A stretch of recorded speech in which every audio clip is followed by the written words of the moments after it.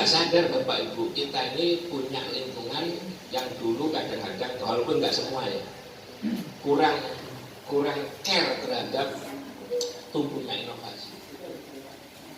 Mencoba gini, sepeda pun dulu kita masih muda-muda sering ada sepeda, kita ambil selebornya, kita gini. Orang tua kita kalau tahu gitu gimana? Wah, ini gimana? Gak diarahkan langsung marah saja. Ya gak apa-apa lah. Toh beliau-beliau niatnya sebenarnya baik, cuma belum tahu tentang bagaimana pendidikan. Nah kita yang tahu ilmu pendidikan masa menyamakan diri sama dengan yang dulu orang-orang dulu yang tidak tahu pendidikan. Kita harus lebih care.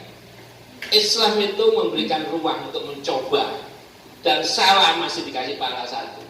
Asal sudah sungguh-sungguh kok hasilnya masih salah satu. Kalau yang dicoba benar dikasih pahala dua. Nah itu harus diingat-ingat Bapak Ibu. Jadi kita ke anak-anak kita jangan sekali-sekali Bapak Ibu menutup ruang inovasi. Itu yang penting.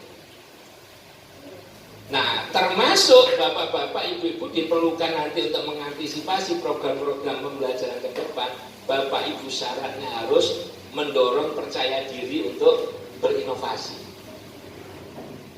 Namanya inovasi Bapak-bapak, Ibu-ibu, apakah harus selalu ada aturannya? Tidak. Inovasi kalau ada aturannya bukan inovasi Bapak Ibu. Nah, ini yang penting nanti di madrasah itu harus berani mencoba-coba. Yang penting Pak Pengawas saat mencoba itu direkam. Percobaannya itu direkam. Maksudnya direkam itu apa? Gua harus ditulis dengan administrasi yang panjang-panjang, nggak dicatat saja. Ini saya melakukan ini, rencana saya begini, saya lakukan, hasilnya begini, direkam. Itu kalau Bapak Ibu rajin menuliskan itu namanya penelitian tindakan kelas, Pak. Bapak Ibu itu kadang-kadang kalau berpikir penelitian itu terlalu tinggi targetnya. Iya kan?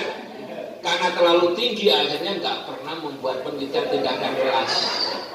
Saat mau naik pangkat minta dibuatkan orang. Iya kan? Karena Bapak Ibu itu yang ada di kepala kita, karya tulis penelitian itu kayak skripsi, jelas. Terlalu tinggi Bapak Ibu. Saya punya teman, mungkin Bapak, nggak kenal, yang berharap salah satu staf saya yang mengerjakan AKMI, itu kuliah ambil filosofi dokter Pak, PhD di Belanda tentang psikometri. Pada saat dia menempuh PhD di Belanda itu, namanya Bu Ecil, di UGM sekarang. Dia itu pada saat menyusun disertasi, dia tanya kepada pembimbingnya, bagaimana saya harus menyusun disertasi? Susunannya bagaimana? Pembimbingnya terkejut. Kok ada manusia bertanya begini? Ya silakan kamu tulis seperti apa yang kamu inginkan. Karena dia memang orang Indonesia yang terbiasa kalau menulis itu harus ada gini, fontnya sekian, sekian, itu kalau nggak ada aturan dia nggak bisa. Tertawakan banyak orang, Pak. Ya sudah, apa yang kamu yakini bagus kamu tulis, nanti akan dipahami orang lain.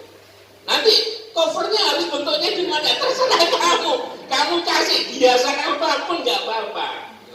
Ini perbedaan kita Bapak Ibu kalau dibandingkan dengan di dunia lain, kita ini memang terlalu selama ini terkekang. Nah, kurikulum baru itu sebenarnya ingin memberikan jawaban seperti yang tadi disampaikan oleh Pak Zul. Anak-anak itu punya bakat kemampuan yang bermacam-macam. Anak-anak itu punya bakat kemampuan yang bermacam-macam. Nah, bermacam-macamnya kemampuan tadi itu akan optimal apabila pembinaan dalam pendidikan itu cocok dengan perkembangan anak masing-masing. Oleh karena itu kalau Bapak Ibu sudah dengar, nanti di Alia itu nggak ada jurusan ya? Itu gimana maksudnya? Maksudnya begini Pak, ini nanti cocok dengan yang sekarang mau dikembangkan oleh dua akuntansi ini dengan SKS itu.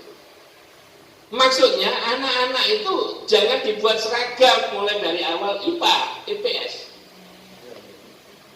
Anak-anak itu pada saat belajar, dia di awal-awal nanti akan kebaca. Pertama, anak-anak bisa membaca dirinya. Saya itu sebenarnya potensinya kemana sih setelah belajar gini? Nah, setelah begitu, anak bisa menentukan kalau begitu saya kepingin belajar ke sini. Atau saya ingin belajar bidang A. Kalau saya ingin belajar bidang A, maka saya harus memperkaya ilmu apa? Ini. Dia bisa bersepakatan dengan guru untuk menentukan saya akan belajar ini saja. Untuk kepentingan saya nanti masa depan daripada saya belajar yang nggak berguna.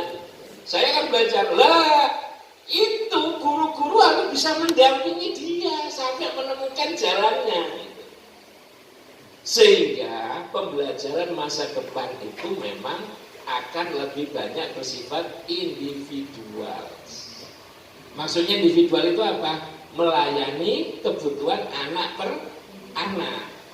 Jadi tidak bisa kita menganggap ini sama. Anak per anak itu beda-beda. Nah, oleh karena itu kemampuan guru juga harus menambah kemampuan dirinya untuk melayani anak yang berbeda-beda.